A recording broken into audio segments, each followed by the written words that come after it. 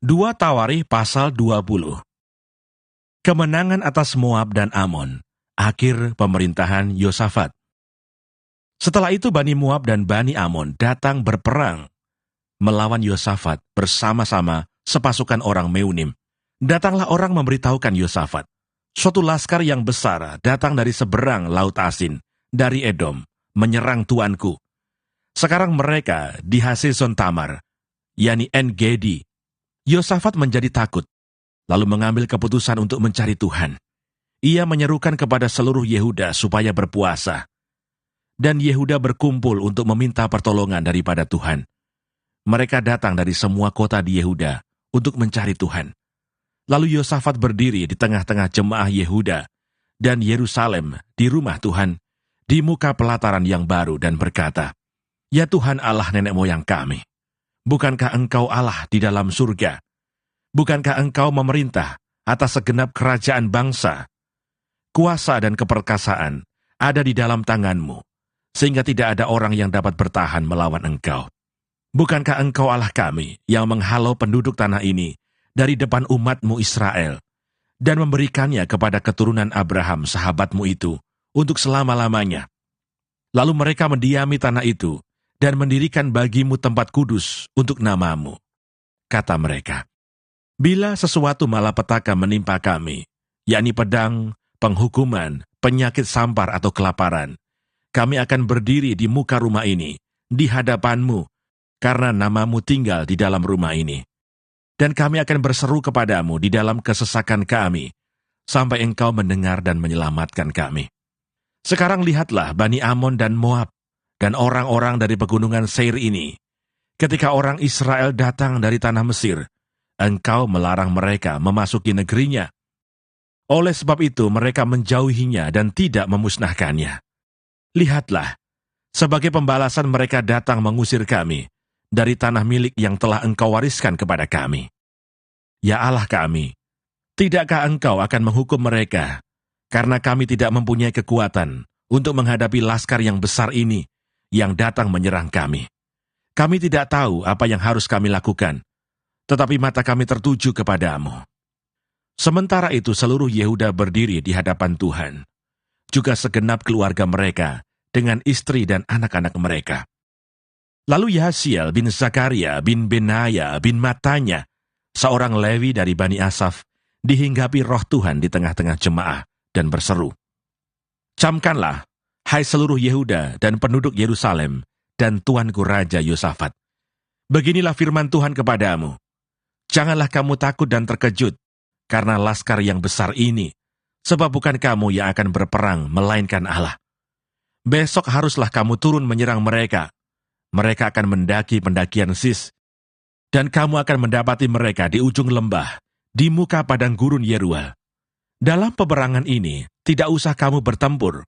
Hai Yehuda dan Yerusalem, tinggallah berdiri di tempatmu, dan lihatlah bagaimana Tuhan memberikan kemenangan kepadamu. Janganlah kamu takut dan terkejut. Majulah besok menghadapi mereka. Tuhan akan menyertai kamu." Lalu berlututlah Yosafat dengan mukanya ke tanah. Seluruh Yehuda dan penduduk Yerusalem pun sujud di hadapan Tuhan dan menyembah kepadanya. Kemudian orang Lewi dan Bani Kehat dan Bani Korah bangkit berdiri untuk menyanyikan puji-pujian bagi Tuhan, Allah Israel, dengan suara yang sangat nyaring. Keesokan harinya, pagi-pagi mereka maju menuju padang gurun Tekoa. Ketika mereka hendak berangkat, berdirilah Yosafat dan berkata, "Dengar hai Yehuda dan penduduk Yerusalem, percayalah kepada Tuhan Allahmu, dan kamu akan tetap teguh. Percayalah kepada nabi-nabinya, dan kamu akan berhasil." Setelah ia berunding dengan rakyat, ia mengangkat orang-orang yang akan menyanyi nyanyian untuk Tuhan dan memuji Tuhan dalam pakaian kudus yang semarak. Pada waktu mereka keluar di muka orang-orang bersenjata sambil berkata, "Nyanyikanlah nyanyian syukur bagi Tuhan, bahwasanya untuk selama-lamanya kasih setianya." Ketika mereka mulai bersorak-sorai dan menyanyikan nyanyian pujian, dibuat Tuhanlah penghadangan terhadap Bani Amon dan Moab dan orang-orang dari pegunungan Seir yang hendak menyerang Yehuda, sehingga mereka terpukul kalah. Lalu Bani Amon dan Moab berdiri menentang penduduk pegunungan Seir hendak menumpas dan memunahkan mereka. Segera sesudah mereka membinasakan penduduk Seir, mereka saling bunuh-membunuh. Ketika orang Yehuda tiba di tempat peninjauan di padang gurun, mereka menengok ke tempat laskar itu. Tampaklah semua telah menjadi bangkai, berhantaran di tanah, tidak ada yang terluput. Lalu Yosafat dan orang-orangnya turun untuk menjarah barang-barang mereka. Mereka menemukan banyak ternak, harta milik, pakaian, dan barang-barang berharga. Yang mereka rampas itu lebih banyak daripada yang dapat dibawa. 3 hari lamanya mereka menjarah barang-barang itu, karena begitu banyaknya. Pada hari keempat mereka berkumpul di lembah pujian. Di sanalah mereka memuji Tuhan, dan itulah sebabnya orang menamakan tempat itu lembah pujian hingga sekarang. Lalu pulanglah sekalian orang Yehuda dan Yerusalem dengan Yosafat di depan. Mereka kembali ke Yerusalem dengan sukacita, karena Tuhan telah membuat mereka bersukacita karena kekalahan musuh mereka. Mereka masuk ke Yerusalem dengan gambus dan kecapi dan nafiri, lalu menuju rumah Tuhan. Ketakutan yang dari Allah menghinggapi semua kerajaan negeri-negeri lain. Ketika mereka mendengar bahwa Tuhan yang berperang melawan musuh-musuh Israel. Dan kerajaan Yosafat amanlah, karena Allahnya mengaruniakan keamanan kepadanya di segala penjuru. Yosafat memerintah atas Yehuda. Ia berumur 35 tahun pada waktu ia menjadi raja, dan 25 tahun lamanya ia memerintah di Yerusalem. Nama ibunya ialah Azubah, anak Silhi.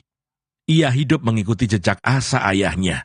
Ia tidak menyimpang daripadanya, dan melakukan apa yang benar di mata Tuhan. Hanya bukit-bukit pengorbanan tidak dijauhkan. Bangsa itu belum mengarahkan hatinya kepada Allah nenek moyang mereka. Selebihnya, dari riwayat Yosafat, dari awal sampai akhir, sesungguhnya semuanya itu tertulis di dalam riwayat Yehu bin Hanani yang tercantum di dalam kitab Raja-Raja Israel. Kemudian Yosafat Raja Yehuda bersekutu dengan Ahasia Raja Israel yang fasik perbuatannya. Ia bersekutu dengan Ahasia untuk membuat kapal-kapal yang dapat berlayar ke Tarsis. Kapal-kapal itu dibuat mereka di Esion Geber.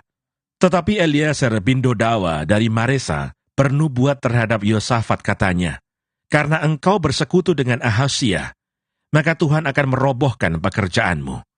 Lalu kapal-kapal itu pecah dan tak dapat berlayar ke Tarsis.